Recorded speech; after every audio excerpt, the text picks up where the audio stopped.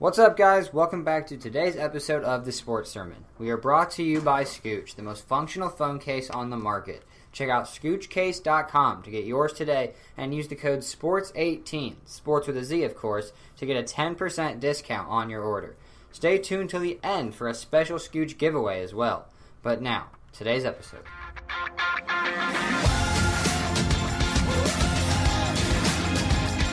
So we're here today to talk about the ACC Coastal. If you don't care about the Coastal, I don't know why you clicked on this, but if you're more a fan of the Atlantic, go check that out. It's a great podcast. It has Clemson, Florida State, Boston College, all at the top. It just is a matter of where you rank them. That was a pretty good podcast, so make sure you go check that out. Make sure you check out our entire channel on YouTube, SoundCloud, iTunes, and Spotify. I love that you guys are using all four platforms. Keep it up. Subscribe on YouTube. That's really the big one for us right now. We're trying to boost that YouTube, so make sure you guys do that. But I'm here today with Dylan Staggy and Dan Majors. Dan Majors, the college football guru. Dan Majors, the special teams guru. He does the dirty work, ladies and gentlemen. He'll tell you how Wagner is going to do in college basketball in 2021. He'll tell you how FCS Midwest from NCAA Football 14 is going to do in a dynasty in 10 years from now. He's got all things college football, so I'm going to let you take this one, Dan. Get us into the ACC Coastal. Well, thank you, Jason, for the nice introduction right there. Of course. But let's start with Miami here. As last year they went 10-3, 7-1 in the conference, and finished first in the Coastal.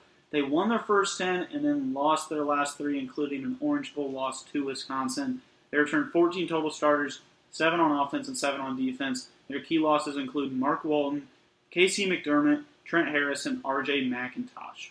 So, I know Jason is not a huge fan of Malik Rozier. A lot of fans are blaming the quarterback play as to why Miami lost their last 3. Can Malik Rozier improve? And what do you do if he doesn't play well in the first few games? Yeah, I don't like him. I made that clear in a bunch of other podcasts, whatever. He's not a top team level quarterback. But there's that debate for Jalen Hurts as well. He's the best option that Miami has, so I'm keeping him no matter what. I just don't think they have a better option. I like Coach Rick a lot, so I'm putting my vote of confidence on him, not Rozier. Yeah, I mean, he just has to be more consistent, even like a game manager. I mean, that was the reason that Miami struggled down the stretch last year. And if he doesn't do that, if he's not more consistent to start next year, you've got to turn away from him. You cannot just let that momentum coming from last season and going into this year just keep piling on. Yeah, I think Rozier, he probably will stay about the same as last year. He shouldn't get worse, but could struggle losing his top 2 receivers in Berrios and Herndon. He must cut down on the interceptions. If he doesn't play well to start the year, I think you need to try out N'Kosi Perry. I mean, he has great touch and arm strength, and he is their quarterback of the future. So I think you've got to try him out if Rozier struggles. And, yeah. So let's move on to the defensive side of the ball. Their secondary also struggled a lot in their finish to the season. Does that carry over into this year? Yeah, I mean, I think that you mentioned their struggle, right? But I don't know. I trust Manny Diaz a lot. That's the thing with this Miami team. I don't, I guess, necessarily love the talent they have, but I love the coaching that they have. I really like Manny Diaz. I really like Mark Richt. And so I'm putting my vote of confidence in those guys. So I like that turnover chain. I love the swag they brought. I know, Dan, you probably hated it on that Saturday night. Let's not talk about it. I mean, let's talk about it. But they have 3 returners in the secondary. That's going to be really good. A few true freshmen. It sounds like Coach Diaz expects to play a lot. Yeah, this defense should be good. Not great, but good. And I hope that turnover chain comes out. This is a secondary, not just I meant secondary. Okay. Sorry, So I said this defense is still yeah, it's still a great defense. It's still going to be a big reason as to why they're so successful. But their secondary is good, not great. I apologize. Yeah, I mean, the secondary returns a lot of guys. I think they'll be fine there. So I think they can get things turned around. It was a strength of their team at times last year. Obviously, the turnover chain just brought a ton of energy and momentum to their team, and I think they get things turned around on the defensive side. Yeah, I mean, I think this is their best unit out of their defense. But Think so? yeah, I mean, in their first 9 games, they had 16 picks, but in their final 4, they had 1 lone pick and allowed a 70% completion percentage. They lose their top corner in Malik Young, but get all other starters back. I think they regain confidence and have a fine year to keep the turnover chain going. So let's talk about Miami in the national spotlight. Is Miami a national title contender? So, this is how I feel. Yes, because they're a playoff contender. And if they play anyone but Clemson in the ACC title, I think they win the ACC championship. Their team's not one of the best 4 in college football, though. So you said if Miami plays Clemson in the ACC championship, Clemson's winning. Oh, okay. But if they play anybody but Clemson, they're winning. Oh, okay. Sorry, maybe I didn't say that clearly. But their team is not one of the best 4 in college football, and so I don't think they're a national title contender when you look at who is the best team in college football. But because of the situation they're in, I think they are because they're a playoff contender. I do not think they're a national title contender. I just don't see how they can match up with Clemson or these other top teams. I mean, in all likelihood, they're going to play Clemson in the ACC championship, and in all likelihood, they lose. I don't see a scenario where that doesn't happen. So I do not think they're a national title contender. Do you think they can get in going 12-1, but not a conference champion? I wouldn't bet on it. Okay.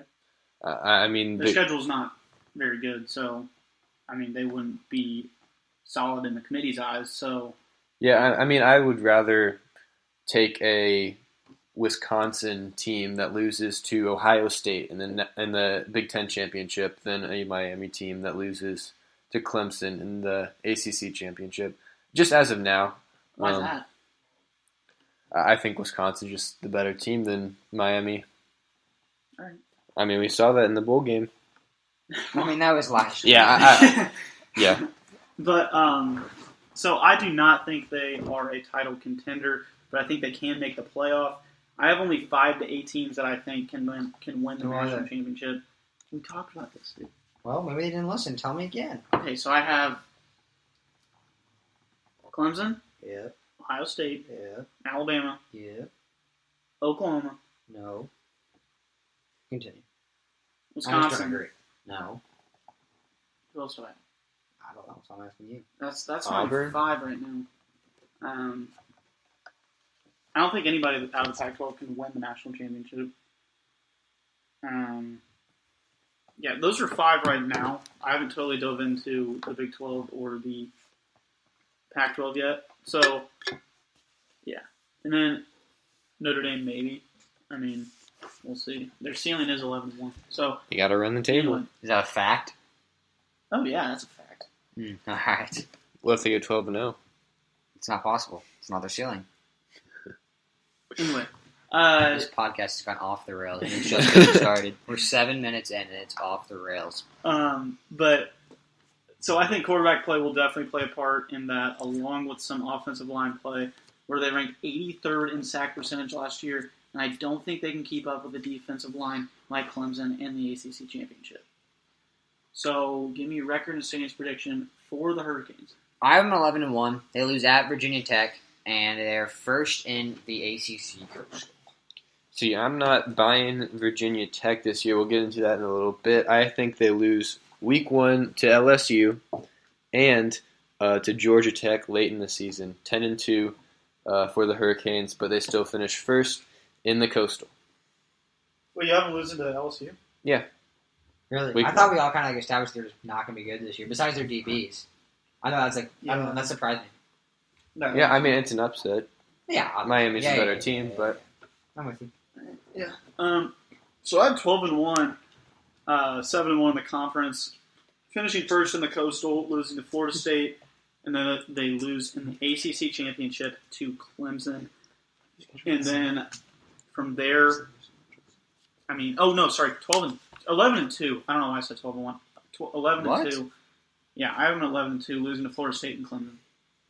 In the ACC championship? Yeah. All right. Why did you add that? Because I said 12-1. I did not mean to say I mean, that. yeah, it's just weird. Okay, Anyway.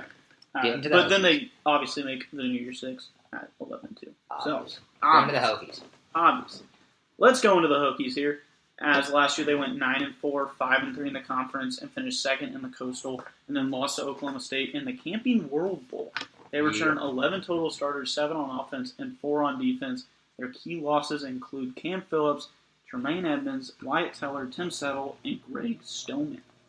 So the Hokies had a weird offseason as they had a lot of off-the-field issues, and probably the most out of any team this offseason, with the situations of Mook Reynolds, Adonis Alexander, and Galen Scott.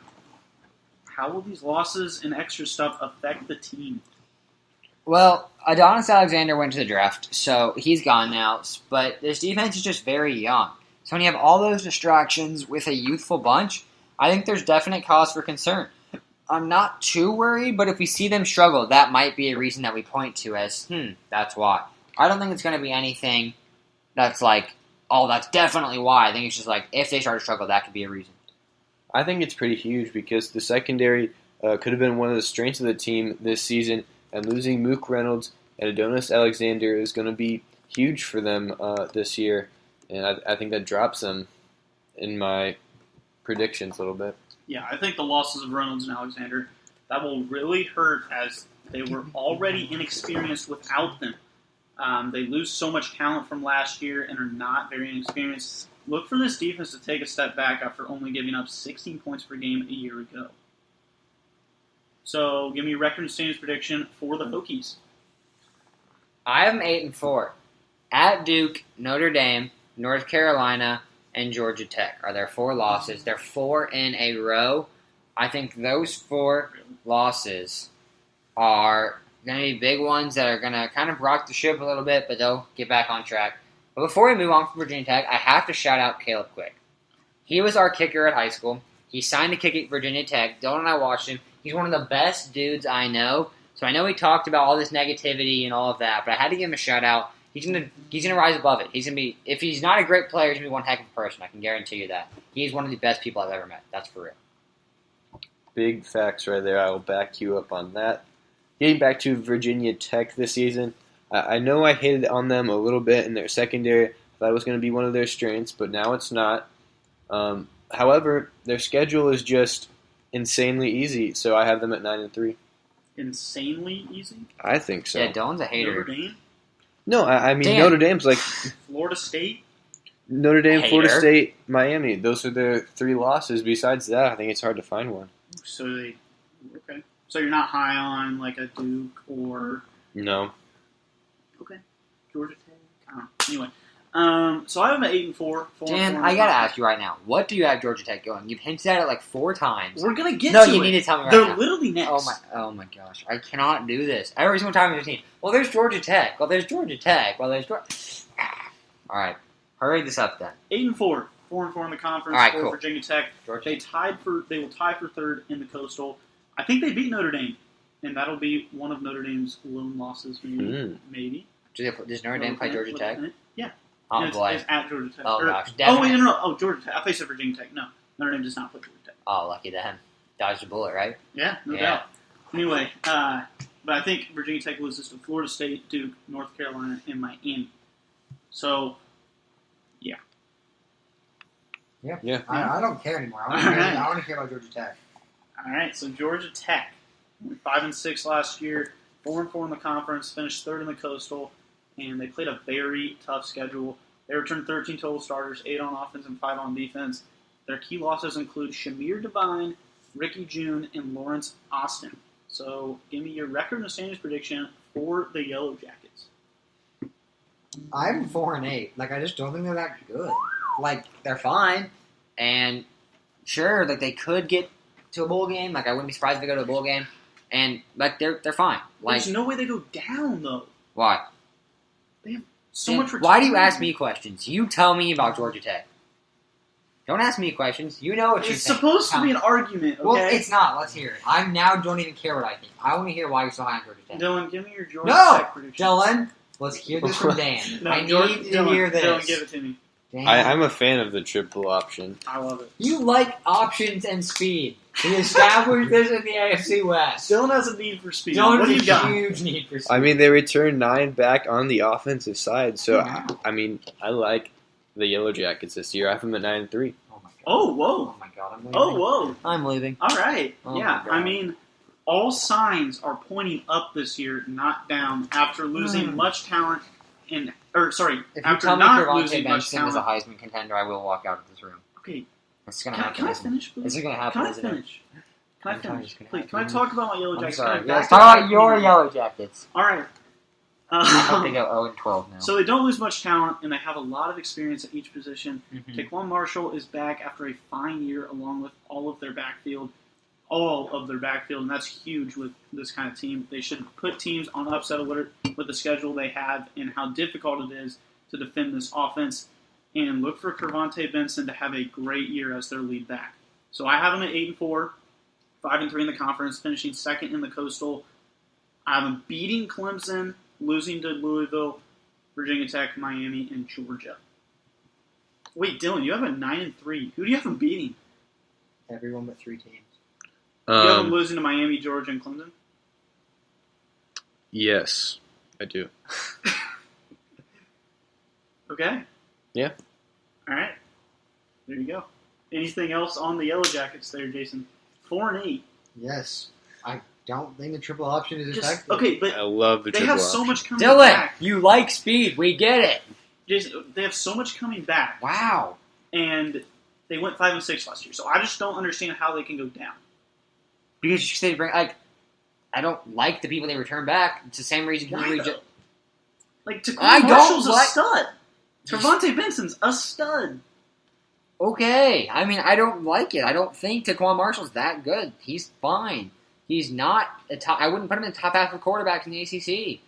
He'd be in the bottom half of quarterbacks in the ACC. Kervonte Benson, yes, is a solid running back, but he's not good enough to take this They team. have a very good to backfield. 9-3. Very experienced backfield. I think That's huge for this Georgia Tech team. also last year they were in some very close games. Lost by 1 in overtime to Tennessee week 1. Lost by 1 to Miami. Lost by 4 to Virginia. So They also have a very solid offensive line. Like, if you stack them up against Clemson, I think they can stop that defensive line. I don't know You about just told stop. me Georgia Tech can stop Clemson's defensive line. With the triple option, yes. Just go at their knees. Oh my God. All right, buddy. I mean, I'm not going to argue with you because this is the same thing we had with Boston College. You like them.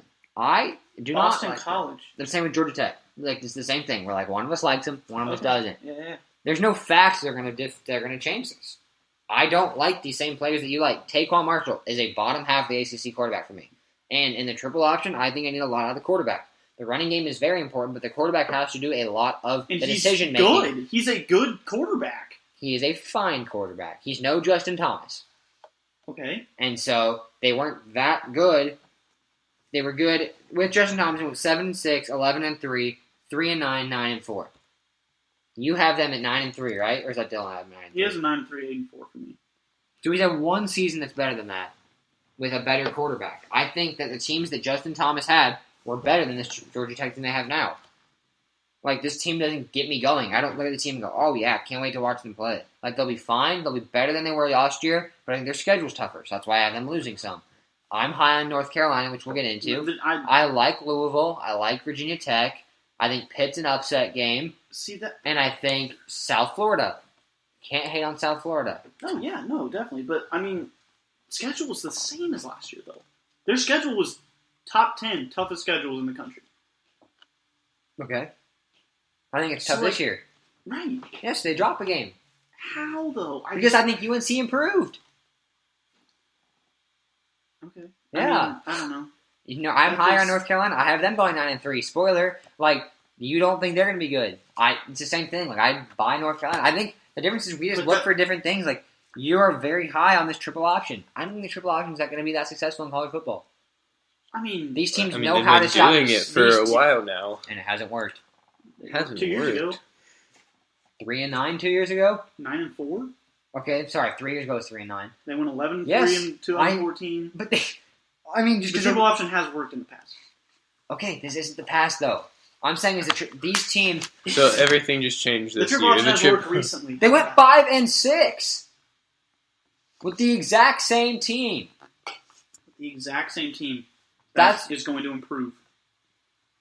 But you're arguing that I argued with Boston College. You told me I was wrong because they have the same players, and I think that Taquan Marshall's a bottom half of the ACC quarterback, and you thought that Anthony Brown's a bottom half of the ACC quarterback. I think Anthony Brown's like one of the worst quarterbacks in the ACC, and I don't think he can. I think he can improve definitely, but I don't think he can help Boston College go 10-2. Yeah, I guess we're going to agree to disagree. I'm going to have to wait and see how good these Yellow Jackets really do when they have to go up against a team that knows how to stop triple option. Okay. Let's move on to the Pittsburgh Panthers. As last year they went 5-7, 3-5 in the conference, and tied for 4th in the Coastal. And then they spoiled Miami's undefeated season in their last game.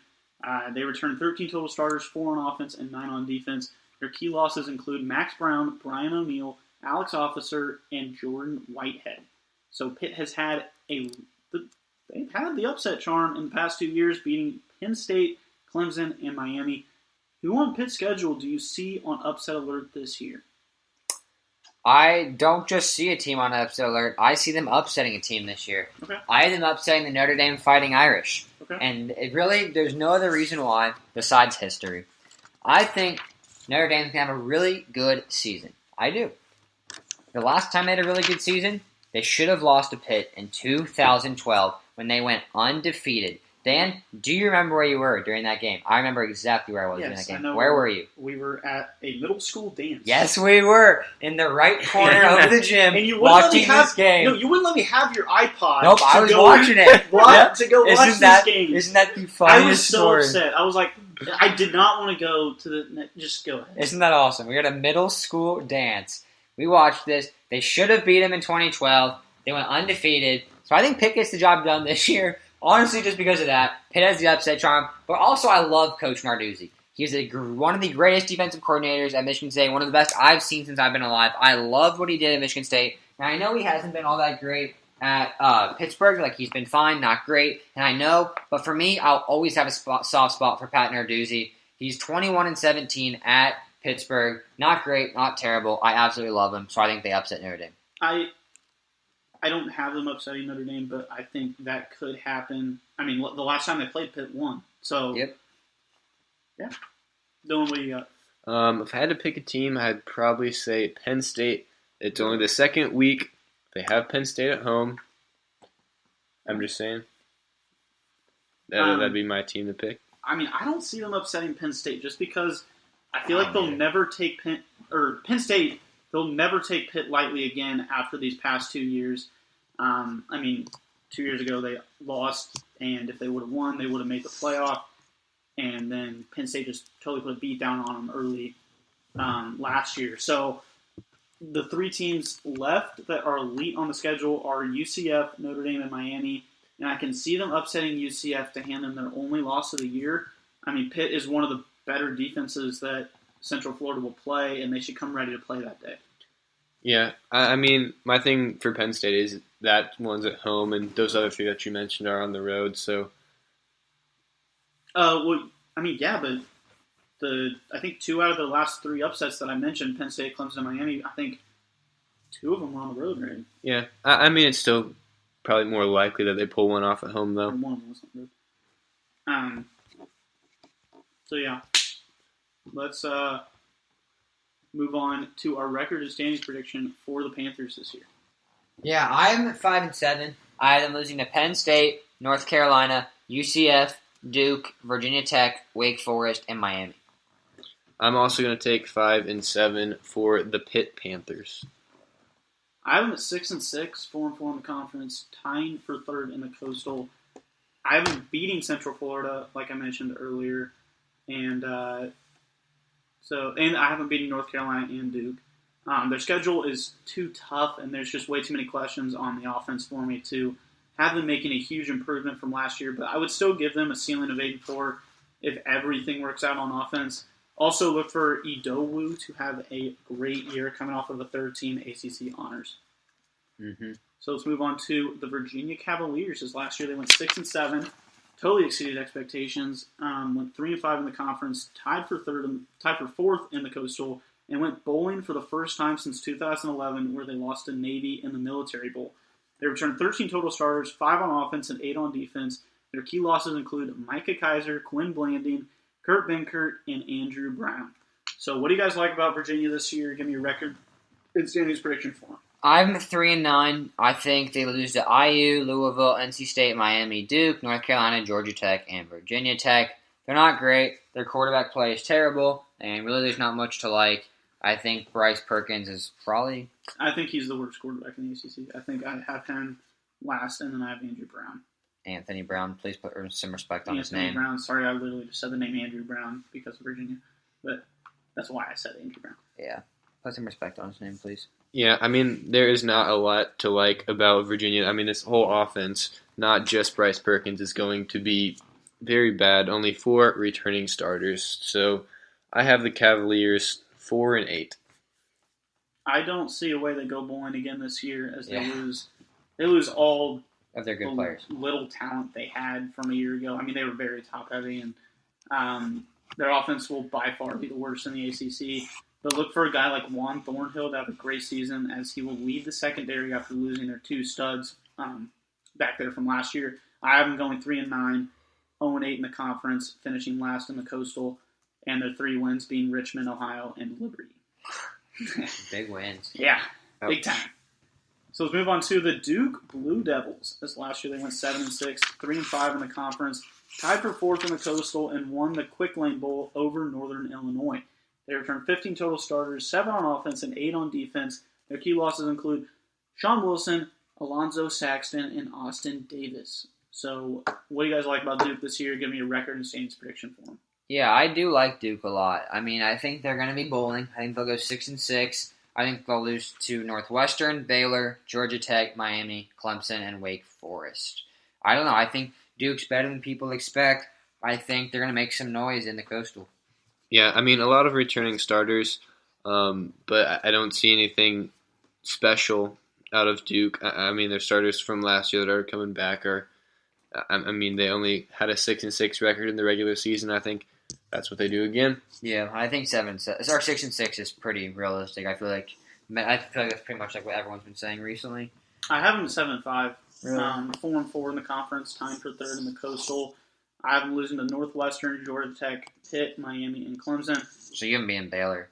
That's Oh yeah. I think Baylor's. I don't know. I feel like You think Baylor will be? Yeah, I don't know why I have a Duke? weird feeling about Baylor this year. I think Duke's gonna be better than them, but I just have this weird feeling about Baylor. They're gonna surprise a team or two. I mean, they returned a lot of guys. They were so bad last year. So bad. I know, but I don't know why. I have a weird feeling about Baylor. But talking about Duke, I think they're a lot more experienced than last year after going 6-6 in the regular season, so they should no doubt improve to at least 7 wins. I believe in Daniel Jones and expect him to get to 3,000 yards this year with the talent he has coming back at receiver. Also, watch out for this linebacker unit, as I would put them as a top 5 in the country, as they only use 2 at a time, but the 2 that they have are Giles Harris and Ben Humphreys, and those are 2 of the best in college football. So let's move on to the Tar Heels of North Carolina. As last year they went 3-9, finished 1-7 in the conference, finished last in the Coastal, and had a rebuilding year to say the least. They returned 13 total starters, 5 on offense and 8 on defense. Their key losses include MJ Stewart, Grayson Collins, and Cam Dillard. So, struggled last year, obviously going 3-9. Is there enough talent on this team to make much progress from last year? Yeah, I really do think so. They are second in the Coastal Division, and they have a lot of experience at the skill positions for me. It's the line that scares me. They're the X factor for this team. I like the Tar Heels a lot this year to be a surprise team. Chaz Surratt and Michael Carter, I think, definitely will surprise people. They're guys that really weren't on people's radars, and I think that 1-2 punch will have much improved numbers. And Larry Fedora, he got a lot of just brutal breaks. They lost close games and just things here and there that did not go UNC's way. I think that bounces back, and I really do like UNC this season. I mean, I'm not going to really buy it at all. I mean, 4 guys coming back on the offense. Jason, you mentioned the offensive line. I mean, I don't see anything from it. It's just going to be very bad for Surratt back there. And, I mean, I have them at 4-8 this year. Yeah, I'm 9-3. I don't know. I really do think their schedule is not too bad. I think they lose at Cal, at Miami, and at Duke. But I don't know. I just, like I said, I think they're just that team that's going to surprise some people, and their offensive line is the X factor. If they show up, they're going to surprise people. If not, I could look like a fool in a few games. Yeah, I don't see a way this team gets back to 3-9 this year. Gets back to 3-9? I said I don't see a way they get back to 3-9. Like they're below that? Like you mean like they don't back get down to 3-9. Oh, I think like don't get No. up that high. I was like, oh my gosh. Okay. Last year, that was the worst case scenario, and Yeah. they had a much tougher schedule. Definitely. They get most of their skill position players back, as Chaz Surratt should progress from last year. Their offensive line will no doubt struggle, though, after losing 4 other 5 starters from last year. And they only have 19 career starts returning on that offensive line. The defense will definitely get better, though, with 8 guys back, including linebacker Cole Holcomb. You guys mentioned your records, right, already? Yep. Mm-hmm. Yeah, I have them at 7-5, 4-4 in the conference, tying for 3rd in the Coastal, and losing to Central Florida, North Carolina, Duke, Georgia Tech, and Miami. With 2 very winnable games early, I think they figure out their offensive line experience. I think they get back on track this year. I don't see 9-3. I think they. I don't know. I could see 4-8, and I could see 8-4. That would be my Really? floor. Yeah. See, I don't know. There's a lot of questions.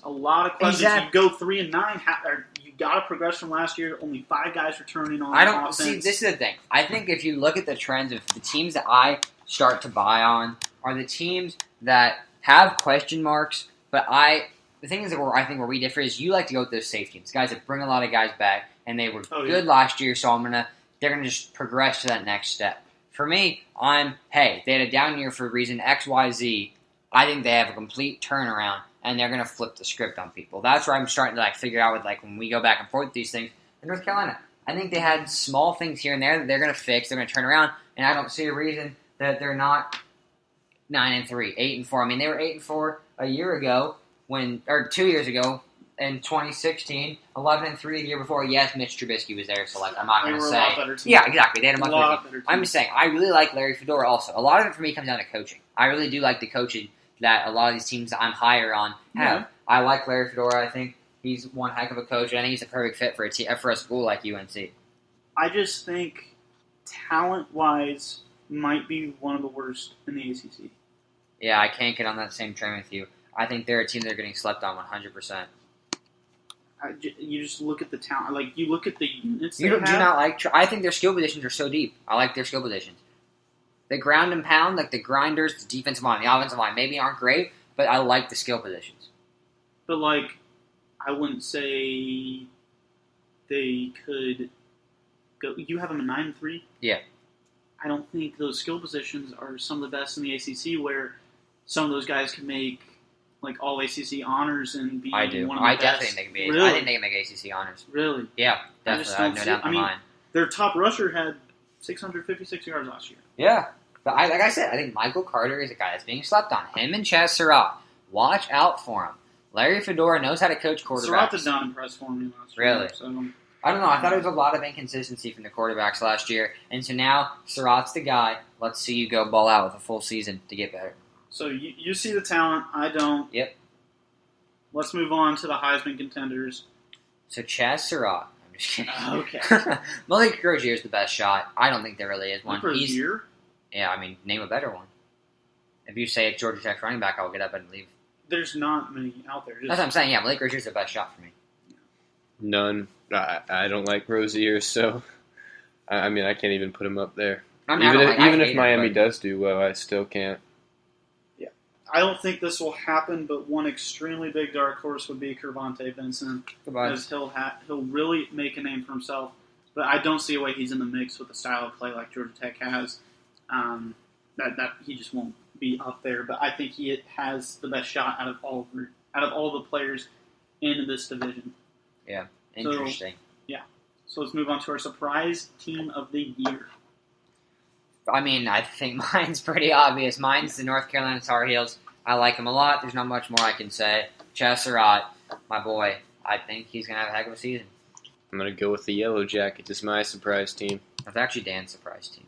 Well, we can both have the same surprise team. Actually, no, he had them doing better. Yeah. He did, actually. Yeah, I have Georgia Tech. They will be the closest thing to Miami in this division this year. And, I mean, I don't think they'll compete for it or anything, but, yeah, they'll be up there definitely. Give me, last thing, here we go. Bold prediction. What do you got? Be bold. Here we go. I mean, I only have one that really jumped off the screen for me. For me, I got to go back to Pat Narduzzi. I got to love him. I think he's just got some upset magic. Maybe he gets 2 upsets. Maybe he gets some combination of Miami, Penn State, and Notre Dame. I think he could get UCF? 0 to 3 of them, to be honest. So I have no idea, but I guess that'd be my bold prediction is that Pittsburgh surprises a lot of people. I have Georgia Tech beating Miami. If you don't think that's bold enough, I guess my Tar Heels being extremely low, a lot lower than you guys, would be pretty bold too. Yeah. You have them going winless? That's real bold. I don't see how they could win a game this year. So my bold prediction, I mean, I love Georgia Tech. It's got to be about Georgia Tech here. I think Georgia Tech will lead the country in rushing. I can even see Taquan Marshall and Kervontae Benson combining for 3,000 yards, maybe each having 1,500. Who knows? It'll be a tough battle with Navy and their triple option. Yeah, definitely. All right, before we wrap it up, guys, I have one question that came to me very early in this podcast that I wanted to bring up to mainly Dan because he's the college football guy. Dylan, if you want to pop in, obviously, go for it. Do you like, this has nothing to do with the ACC. It just kind of like came to me about college football in general. Do you like the amount of bowl games they have?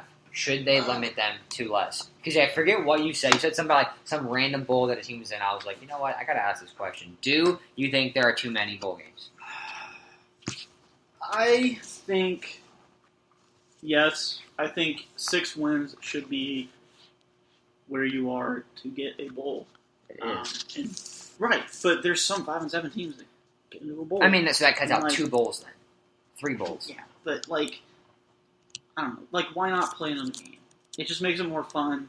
So no, you don't think so then? Yeah, but like, I guess the one thing here that I talk about a lot is that the group of 5 teams, if they could have their own playoff, then they could have something to play for. I mean, because they play for one team going to a New Year's Six bowl. Yeah, So, I mean, that's interesting. I definitely don't agree or disagree. Like, I don't know. I think I probably wouldn't watch it if I'm being honest. Like, I probably wouldn't care. But for, like, the diehards like you, I definitely think it'd be cool. I mean, have something to play for, you know? I mean, like, the FCS, they have... Dan, you love the FCS, don't you? I'm not, like, trying to be a hater. You love that FCS playoff, don't you? Nah, I'm going to get into it this year because I'm going to the University of Dayton next year in FCS program. So. Dan, give us a quick preview on Dayton's football team. What do you like? They have 17 guys returning this year. They have 17? Yeah. That's a lot. Yeah, I know. Alex Jesk, their starting quarterback, he got hurt last year, so he'll be starting again. We have a really good punter, I guess. Oh, good. I knew the special teams grew for a reason. Yeah. So, stud. I love to hear it. NFL caliber talent. That's awesome. All right, well, we're going to wrap it up. It's kind of been a long one. I'm pretty sure you guys are ready for us to wrap this up. So if you stayed this long, thank you. If not, well, that's awkward because you're not hearing this. But since you're here, I got to tell you about this Scooch giveaway. It is, if you comment and subscribe, we will give away a free Scooch case to the month of July. Only a few days left. So make sure you do that. We love our Scooch cases. Anybody else got any last comments on the ACC Coastal? Go Yellow Jackets. Yup. Triple option. That's going to do it. Tar Heels are a sleeper team. Nope. There is no Heisman on Georgia Tech. That's going to do it. Deuces.